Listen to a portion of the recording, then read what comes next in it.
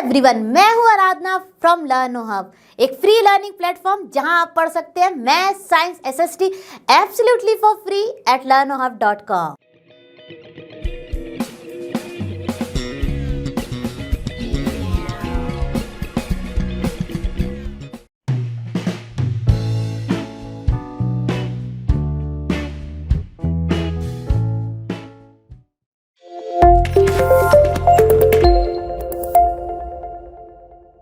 चलो बच्चों शुरू कर। क्वेश्चन नंबर 1 हमको बहुत ही इजी है। यहाँ पर हमको अपने सिंपल ट्रांसपोजिशंस रूल्स यूज़ करने हैं और हमको x की वैल्यूज़ को फाइंड करना है।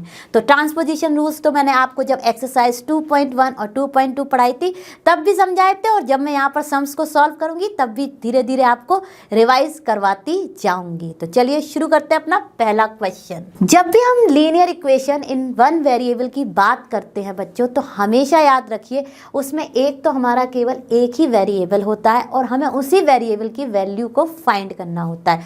अब देखिए यहाँ पर हमें जब इस वेरिएबल की वैल्यू को फाइंड करना है तो हमको सारे के सारे वेरिएबल्स वाली थिंग्स को एक साइड रखना है। इस साइड इक्वल टू की इस साइड को हम बोलते हैं left hand side and equal to की दिस साइड को हम बोलते हैं राइट हैंड साइड। मतलब जो कि आपके लेफ्ट पर है वो हो जाता है लेफ्ट हैंड साइड, जो कि आपकी राइट हैंड साइड पर है वो हो जाता है हमारा राइट हैंड साइड।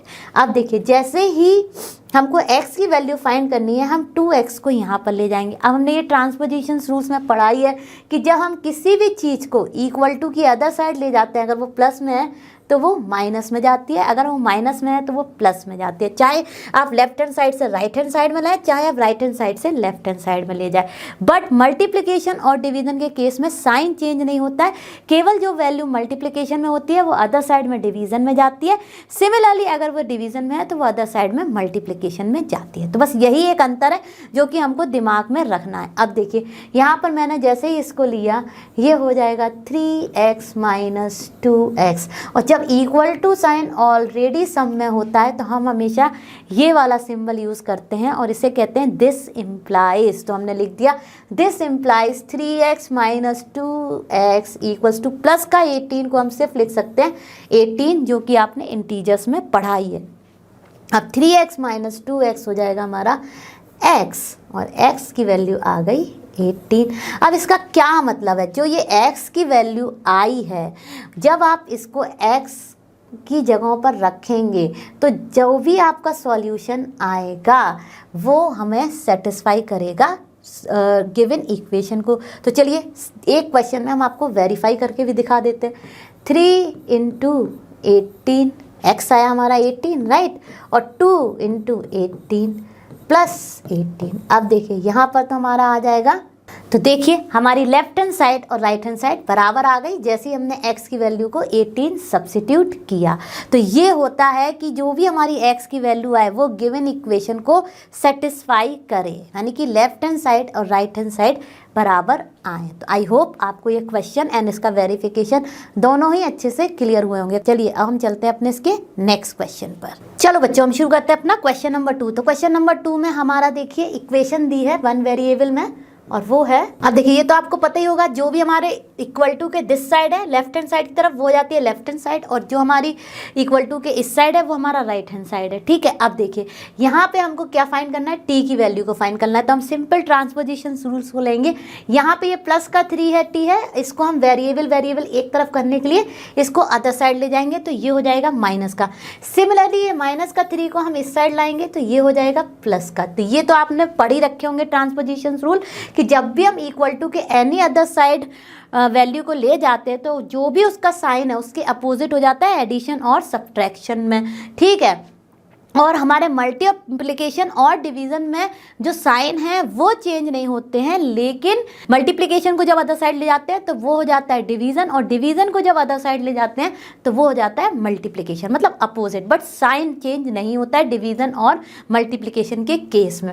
अब यहाँ पर देखिए ये प्लस का 3t था, यहाँ पे गया तो ये हो जाएगा 5t - 3t, और देखिए यहाँ पे ये माइनस का 5 ऑलरेडी था और ये प्लस का 3 आ गया तो ये हो गया यहाँ पे। अब देखिए 5t - 3t हो गया 2t, 2t = -2। अब देखिए यहाँ पे कोई साइन नहीं है, तो कभी कभी बच्चे कंफ्यूज हो जाते हैं कि मैम यहाँ क्या करना है। तो यहाँ पे देखिए जब कोई भी साइन नहीं है दो मतलब वेरिएबल और नंबर के बीच में, तो जो हिडन साइन होता है वो होता है मल्टीप्लिकेशन। तो देखिए ये यहाँ पर एक्चुअली दोनों मल्टीप्लिकेशन में है, तो मल्टीप्लिकेशन में है तो अदर साइड इसको ले जाएंगे तो ये क्या हो जाएगा, डिवीज़न हो जाएगा। तो t की वैल्यू क्या आ जाएगी, -2 तो है ही राइट साइड में, और इसको डिवाइड करेंगे जब 2 से तो हमारा आंसर आएगा -1। तो हमारे t की वैल्यू हो गई -1। तो आई होप आपको ये क्वेश्चन समझ में आया होगा। चलो बच्चों हम फटाफट शुरू करते हैं अपना क्वेश्चन नंबर 3। तो क्वेश्चन नंबर 3 क्या है, 5x + 9 = 5 + 3x। अब देखिए फटाफट हम ट्रांसपोजिशन रूल्स को फॉलो करते हुए अपने वेरिएबल्स को एक साइड कर लेंगे और कांस्टेंट वैल्यूज़ को एक साइड कर लेंगे।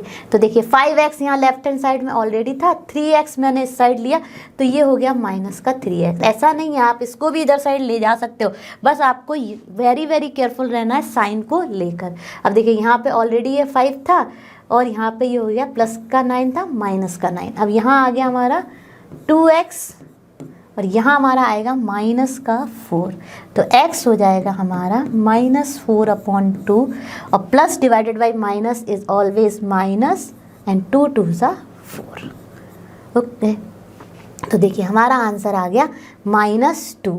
अब देखिए ये x की वैल्यू जैसे ही आप यहाँ रखेंगे और सॉल्व करेंगे तो यही आना चाहिए। तो चलो एक बार फिर से वेरिफिकेशन देख लेते हैं। तो जहाँ जहाँ x है वहाँ पर हम रख देंगे -2।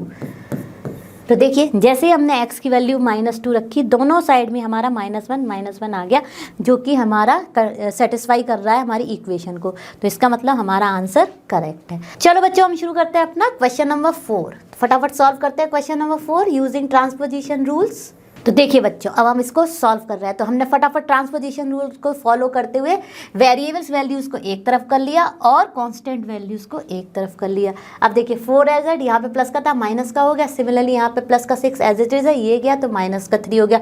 अब 4z - 2z क्योंकि वेरिएबल सेम है, उनकी पावर्स भी सेम है, तो वो हो जाएगा हमारा 2z। ठीक है, और जैसे ही हमने देखा 6 - 3 आ गया। अब z की वैल्यू 3/2 हो गई, जो कि मिक्स फ्रैक्शन की फॉर्म में हो जाएगी 1/2 और हमारे डेसिमल की फॉर्म में हो जाएगी 1.5।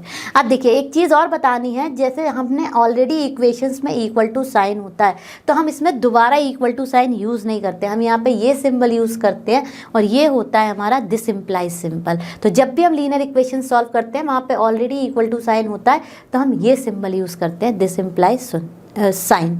ठीक है, तो आई होप आपको ये क्वेश्चन अच्छे से क्लियर हुआ होगा। चलो बच्चों हम शुरू करते हैं अपना क्वेश्चन नंबर 5। तो क्वेश्चन नंबर 5 में अब देखिए फिर से हम वेरिएबल्स को एक तरफ ले लेंगे with transposition rule and sign changing and constant values को एक तरफ ले लेंगे। तो चलिए करते हैं। तो देखिए बच्चों हमने सिंपल ट्रांसपोजिशन रूल यूज़ किया, इसको हम ले गए इस साइड, तो ये हो गया हमारा -x + x। तो x यानी कि सारी के हमारे वेरिएबल वैल्यू एक तरफ हो गई और ये हम यहाँ पर ले आए तो कांस्टेंट वैल्यूज़ एक तरफ हो गई और ये भी हमारा -1 था, हो गया +1।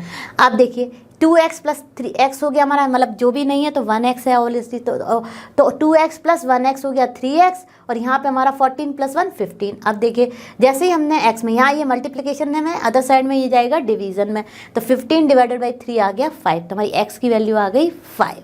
अब हम चलते हैं अपने नेक्स्ट क्वेश्चन पर। चलो बच्चों हम शुरू करते हैं अपना क्वेश्चन नंबर 6। तो क्वेश्चन नंबर 6 में देखिए, अब देखिए बच्चों बहुत सारे बच्चों के दिमाग में ये आता है कि हमें इस 3 के साथ क्या करना है। तो देखिए जब भी ब्रैकेट में कोई चीज़ दी गई है और बाहर कोई वैल्यू दी है और उसके बीच में कोई साइन नहीं है, तो वो होता है हमेशा मल्टीप्लिकेशन साइन। अगर कोई साइन है तो ऑब्वियसली वही फॉलो करना है, पर अगर कोई भी कांस्टेंट वैल्यू और इनसाइड ब्रैकेट में कोई वैल्यू है तो उसके बीच में हमेशा मल्टीप्लिकेशन साइन ही होता है, क्योंकि मल्टीप्लिकेशन साइन ही हम हिडन कर सकते हैं। तो अब सबसे पहले हम क्या करेंगे, इस 3 को जो भी ब्रैकेट वैल्यू है उसके साथ मल्टीप्लाई करेंगे, +7 को एज इट इज़ रहने देंगे। तो ये पार्ट हम शुरू करते हैं। तो देखिए बच्चों अब हमने क्या किया, जैसे ही हमने इसको इनसाइड मल्टीप्लाई किया, ये हो गया 3x - 3 और +7 ऑलरेडी था। अब देखिए मैंने यहाँ पे इंटीजर रूल फॉलो किया, 1 पॉजिटिव 1 नेगेटिव सब्ट्रैक्ट किया और sign by the bigger value लगा दिया। अब देखिए यहाँ पे तो एज इट इज़ रखा और यहाँ पर ये सॉल्व करके आ गया 3x + 4 -3 + 7 जो कि हो जाएगा +4। अब देखिए इसको मैं इस साइड लाई तो ये माइनस का हो गया, इस +4 को मैं उस साइड ले गई तो वो माइनस का हो गया। तो 8x - 3x कितना हो गया हमारा 5x, ठीक है। और यहाँ पे 4 - 4 0। अब x की वैल्यू फाइंड करने के लिए जो हिडन साइन है वो मल्टीप्लिकेशन है, तो 5 को मैंने इस साइड लिया, वो आ गया डिवीज़न में और हमारी वैल्यू हो गई 0, ठीक है। अब देखिए x की वैल्यू आ गई हमारी 0, मतलब कि अब हम जैसे ही यहाँ x में जहाँ भी x है वहाँ पर 0 रखेंगे, हमारी लेफ्ट हैंड साइड और राइट हैंड साइड इक्वल आ जाएगी। एग्जाम में आप इसको वेरीफाई कर सकते हो फटाफट x की वैल्यू को देख के रख के कि आपकी जो वैल्यूज़ आ रही हैं वो इक्वल आ रही हैं या नहीं। तो चलिए अब चलते हैं अपने नेक्स्ट क्वेश्चन पर। तो क्वेश्चन नंबर 7 है, अब देखिए बच्चों यहाँ पर दो तरीके से आप एक सम को कर सकते हो, या तो आप 5 को इस साइड ले लो और ये यहाँ डिवीज़न में अदर साइड में चला जाएगा मल्टीप्लिकेशन में, तो 5x = 4 × whatever value is there। एक तरीका ये है कि आप इसको अंदर मल्टीप्लाई करो और जो भी वैल्यूज़ आए उसके अकॉर्डिंग सॉल्व करो, तो दोनों ही सही हैं, ठीक है। तो हम क्या करेंगे, देखिए ये 4/5 है, ठीक है। तो अब हम इसको यहाँ पर x को ऐसे ही रहने देते हैं और इस 4/5 को अंदर मल्टीप्लाई कर देते हैं, तो क्या हो जाएगा हमारा 4/5x + 4/5 × 10, राइट। अब देखिए ये यहाँ पे तुरंत का तुरंत सॉल्व हो गया, 5 2 = 10। अब यहाँ पे क्या आ जाएगा हमारा x = 4/5x + 8, ओके। अब देखिए यहाँ पे 8 हो गया। अब यहाँ पे ये वैल्यू को हम ले जाएंगे इस साइड, तो ये है यहाँ पर प्लस की, अदर साइड में हो जाएगी ये माइनस की। तो देखिए क्या आ जाएगा x माइनस, ओके, ये ऑलवेज हम स्मॉल x यूज़ करते हैं, तो यहाँ पर मैंने ये कर दिया स्मॉल x, तो x - 4/5x = 8। अब देखिए यहाँ पे वही हमारा अनलाइक फ्रैक्शन का कॉन्सेप्ट आ गया, तो एलसीएम लेंगे, एलसीएम क्या आ जाएगा 5, ओके। अब देखिए यहाँ पर हो जाएगा ये 5x, राइट, जैसे हम इसमें 5 से मल्टीप्लाई करेंगे, है ना, और ये हो जाएगा मेरा 4x और होल अपॉन आ जाएगा 5 = 8। अब देखिए 5 - 4, क्योंकि दोनों ही हमारे बन गए थे लाइक फ्रैक्शंस, तो 1/5 x = 8। अब यहाँ पे डिवीज़न का है, अदर साइड में हो जाएगा मल्टीप्लिकेशन का, तो दिस इम्प्लाइज x = 40। तो हमारे x की वैल्यू आ गई 40, ठीक है। अब जैसे ही आप यहाँ पे x की वैल्यू को 40 रखेंगे आपका आंसर सेटिस्फाई हो जाएगा। देखिए यहाँ पे 40 रखा, यहाँ होगा 4/5 × 40 + 10 50। 50 को आप जैसे ही सिंप्लीफाई करेंगे यहाँ आ जाएगा 10 40 40, तो दोनों साइड में ही हमारा 40 आ जाएगा। इसका मतलब ये है कि जो हमारी x की वैल्यू है वो करेक्ट है। आई होप आपको ये पार्ट अच्छे से समझ में आया होगा। अब हम चलते हैं क्वेश्चन नंबर 8 पर। चलो बच्चों शुरू करते हैं अपना क्वेश्चन नंबर 8। क्वेश्चन नंबर 8 में क्या है, अब देखिए बच्चों, इसमें मैं क्या करूँगी, मैं वेरिएबल वाली वैल्यूज़ को एक तरफ ले लूँगी, तो यहाँ ये प्लस का, यहाँ हो जाएगा माइनस का, और कांस्टेंट वैल्यूज़ को एक तरफ ले लूँगी, तो यहाँ ये प्लस का है, वहाँ हो जाएगा ये माइनस का, ठीक है। तो चलिए ये कर लिया, तो ये हो जाएगा this implies 2x/3 - 7x/15 = 3 already यहाँ था और माइनस का 1। अब देखिए यहाँ पर हमारे ये हैं अनलाइक फ्रैक्शंस, तो इनको बना लेते हैं लाइक, कैसे, एलसीएम लेके। तो एलसीएम 3 और 15 का हो जाएगा 15, जो कि आप कॉमन डिवीज़न मेथड से फाइंड कर सकते हैं। अब देखिए इसको डिवाइड किया 3 से तो क्या आएगा 5, तो हम इसमें मल्टीप्लाई कर देंगे 5 का, ओके। सिमिलरली यहाँ पर 15 को डिवाइड किया, एलसीएम को डिवाइड किया सेकंड डिनोमिनेटर से, तो ये आएगा 1, तो यहाँ पर क्या मल्टीप्लाई हो जाएगा हमारा 1, ठीक है। अब जैसे ही हमने ये किया क्या आ गया, यहाँ पर 3 - 1 ये हो जाएगा 4, sorry 3 - 1 by mistake I have written, ये हो जाएगा हमारा 2। तो देखिए 5x - 7x, है ना, ये तो हो गए हमारे लाइक फ्रैक्शंस। अब फटाफट हम सब्ट्रैक्ट करेंगे। तो देखिए बच्चों, हमने इनको जैसे ही लाइक फ्रैक्शंस बनाया, हमने इनके न्यूमरेटर्स को सब्ट्रैक्ट किया और 10 - 7 हो गया 3x। 3x upon 15 equals to 2।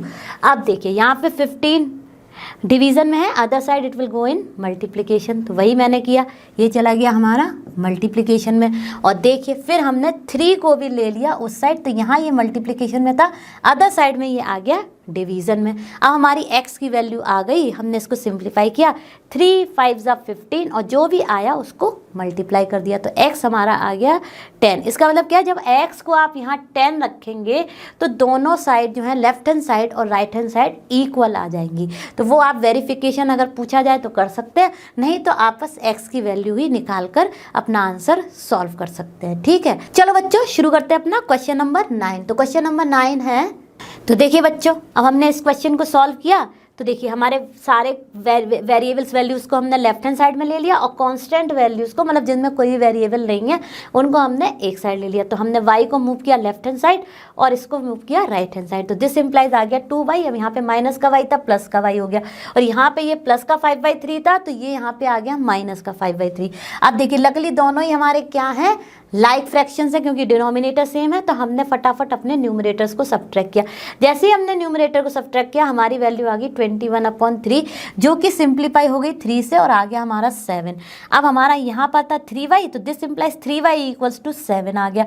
अब यहाँ पे ये मल्टीप्लिकेशन में अदर साइड में चला गया वो डिवीज़न में, और जैसे ही हमने इसको डिवीज़न किया, हमने इसको लिखा, क्योंकि ये एक इम्प्रॉपर फ्रैक्शन है, इसको हमने लिख दिया अपने मिक्स फ्रैक्शन की फॉर्म में। तो कैसे लिखेंगे, हम 7 को डिवाइड करेंगे 3 से, तो how many time division will go 2 और जैसे ही हमारा जो रिमाइंडर आया है वो स्मॉलर देन 3 हो गया, मतलब स्मॉलर देन डिवाइजर हो गया, हम वहीं पर ही डिवीज़न को स्टॉप कर देते हैं और जो हमारा कोशिएंट है वो बन जाता है होल पार्ट, जो न्यूमरेटर है वो होता है रिमाइंडर और डिनोमिनेटर सेम रहता है जिससे आपने डिवाइड किया। तो हमारा आंसर आ गया y का, क्योंकि हमें क्वेश्चन भी फ्रैक्शन फॉर्म में दिया था, हमने आंसर भी फ्रैक्शन फॉर्म में लिखा और वो आ गया हमारा 2/1/3। इसका क्या मतलब है कि जब आप इक्वेशन में ये y की वैल्यू रखेंगे तो लेफ्ट हैंड साइड और राइट हैंड साइड हमारी बराबर आनी ही चाहिए। अगर नहीं आ रही है तो आपने जो वैल्यू फाइंड की है वो कहीं ना कहीं रॉन्ग है। तो इस तरह से आप इसको वेरीफाई भी कर सकते हैं। चलो बच्चों शुरू करते हैं अपना क्वेश्चन नंबर 10। तो क्वेश्चन नंबर 10 तो बहुत ही इजी है। तो देखिए बच्चों ये बहुत ही इजी क्वेश्चन था, मैंने इसमें लेफ्ट हैंड साइड और राइट हैंड साइड में जो भी था वो अच्छे से देखा और फिर मैंने अपनी सारी वेरिएबल्स वैल्यूज़ को एक तरफ रख लिया और अपनी सारी कांस्टेंट वैल्यूज़ को एक तरफ रख लिया। ठीक है, तो देखिए जैसे ही मैंने इसको सॉल्व किया तो क्या आएगा, मैंने इसको इस साइड लिया तो ये माइनस का हो गया और ये मैंने एज इट इज छोड़ दिया क्योंकि यहाँ पर कुछ भी कांस्टेंट वैल्यू नहीं है एक्सेप्ट -8/5। अब जैसे ही मैंने इन दोनों को सब्ट्रैक्ट किया, वही इंटीजर कॉन्सेप्ट यूज़ किया, 1 पॉजिटिव 1 नेगेटिव आएगा, हमारा होगा सब्ट्रैक्शन और sign by the bigger value. अब देखिए ये हो गया -2m इक्वल्स टू माइनस का 8/5। अब यहाँ पर ये मल्टीप्लिकेशन में, अदर साइड में ये चला जाएगा डिवीज़न में। तो देखिए m की वैल्यू आ गई, ये यहाँ पर है हमारा -2 एज इट इज़ ले आई मैं। वैसे तो माइनस माइनस यहाँ भी कैंसिल कर सकते थे जब भी आपके इक्वल टू में है, लेकिन फॉर अंडरस्टैंडिंग मैं पूरा -2 को नीचे लेके आई और -2 से जब मैंने -8 को डिवाइड किया तो हमारा आंसर आ गया 4। तो हमारा m का वैल्यू आ गया प्लस का 4/5, क्योंकि ये एक हमारी प्रॉपर फ्रैक्शन है तो इसको हम मिक्स में चेंज नहीं करेंगे और यही हमारा आंसर हो जाएगा। आई होप कि आपको ये क्वेश्चन सारे के सारे एक्सरसाइज 2.3 के समझ में आए होंगे। बच्चों आज हमने अपने chapter number 2 linear equation in one variable की एक्सरसाइज पूरी की पूरी फिनिश की। आई होप आपने भी मेरे साथ इसको प्रैक्टिस किया होगा और आपको समझ में भी आया होगा। अब हम जल्दी मिलेंगे नेक्स्ट वीडियो में और आप सभी जानते हैं लर्न फ्री है बट बेस्ट है। Thank you.